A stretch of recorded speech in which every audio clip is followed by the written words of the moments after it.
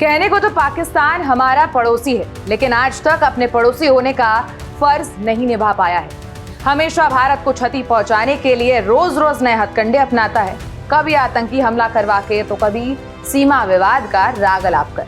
लेकिन इन सभी हरकतों के बाद भी दुनिया के सामने हमेशा बेनकाब हो जाता है। कभी कोई विदेशी ताकत इसके खिलाफ अपनी बात रखती है तो कभी अपने ही देश के खिलाफ रक्षा विशेषज्ञ बोलने लगते हैं। हाल का भी मामला कुछ ऐसा ही है जिसको लेकर खलबली मची हुई है। नमस्कार, मैं हूं अक्षया पाठक और आप देख रहे हैं भारत एक्सप्रेस। ये खबर पाकिस्तान से आ रही है, जहां हाल ही में एक पाकिस्तानी रक्षा विशेषज्ञ और पूर्व एयर कोमोडोर खालिद चिश्ती ने अपने एक टीवी इंटरव्यू में भारत पाकिस्तान संबंधों, चीन भारत तनाव और क्षेत्रीय सुरक्षा पर अपनी राय रखते हुए कई अहम मुद्दों पर अपनी बात रखी है। उनका कहना था कि किसी भी देश की सेना की ताकत उस समय दिखाई देती है जब देश शांति के दिनों में अपनी तैयारी को और मजबूत बनाता है। उनके मुताबिक असल जीत युद्ध भूमि पर नहीं बल्कि युद्ध से पहले बनी रणनीति और माहौल से तय होती है।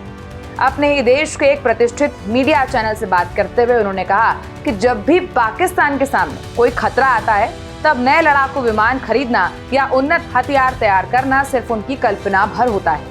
बार बार मुंह की खाने के बाद भी इनको ये समझ नहीं आता और ना ये समझ आ रहा है कि असली क्षमता धीरे धीरे बनती है। उन्होंने कहा कि किसी भी राष्ट्र की सुरक्षा उस समय सुरक्षित रहती है जब उसके सैनिक आत्मविश्वास से भरे हों और देश उनकी तैयारियों को निरंतर मजबूत करता रहे। अपने इंटरव्यू में पाकिस्तानी एक्सपर्ट्स ने एक पुरानी घटना का जिक्र करते हुए दावा किया कि भारत हमारे ऊपर लगभग 85 से 90 फाइटर जेट लेकर तैयार था और उसके ऊपर 6-7 मिसाइलें लगी हुई थी। उस हिसाब से 300 से 350 मिसाइलें हमारे ऊपर अटैक करने के लिए आ रही। उस समय हमारे ऊपर एक अलग ही तरह का दबाव था।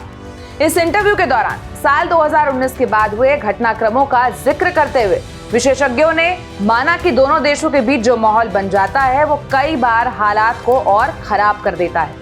उनके शब्दों में सीमा पर हर क्षण स्थिति बदलती रहती है और छोटी सी गलतफहमी कुछ भी बड़ी समस्या में बदल सकती है। विशेषज्ञों ने लद्दाख के मुद्दे पर भी बोला और साल 1962 का संदर्भ दिया और बताया कि यह इलाका हमेशा से ही संवेदनशील रहा है। उन्होंने ये बात स्वीकारी कि चीन की सैन्य क्षमता बहुत बड़ी है और भारत भी आज एक मजबूत शक्ति के रूप में खड़ा है। दोनों परमाणु राष्ट्रों के बीच किसी भी तरह की झड़प केवल इन दोनों देशों को ही नहीं बल्कि पूरे क्षेत्र को प्रभावित कर सकती है। उनका सुझाव था कि बातचीत और समझौता ही भविष्य की स्थिरता सुनिश्चित कर सकता है। उन्होंने आगे ये भी कहा कि आधुनिक भारत की सैन्य क्षमता 1962 के मुकाबले कई गुना अधिक बढ़ी है। इसको हमेशा हमें ध्यान में रखना चाहिए। अब पाकिस्तानी विशेषज्ञ यही नहीं रुके।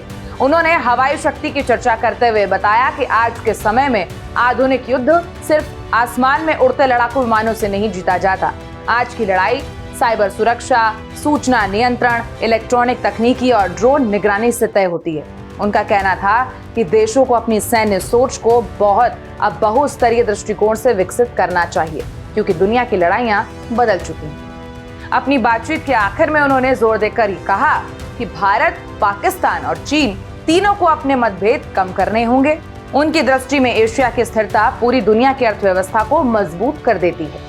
उन्होंने ये भी कहा कि जब देश शांति को प्राथमिकता देते हैं तब विकास की रफ्तार तेज होती है और नई पीढ़ियों को संघर्ष नहीं बल्कि अवसर विरासत में मिलते हैं। अपने इंटरव्यू के अंत में अधिकारी ने यह भी स्वीकार किया कि पाकिस्तान की सेना 2 मोर्चों पर लंबा युद्ध लड़ने के लिए तैयार नहीं है। उन्होंने कहा कि भारत से संघर्ष तेजी दिखाने की चाह नहीं बल्कि परिस्थितियों की मजबूरी था।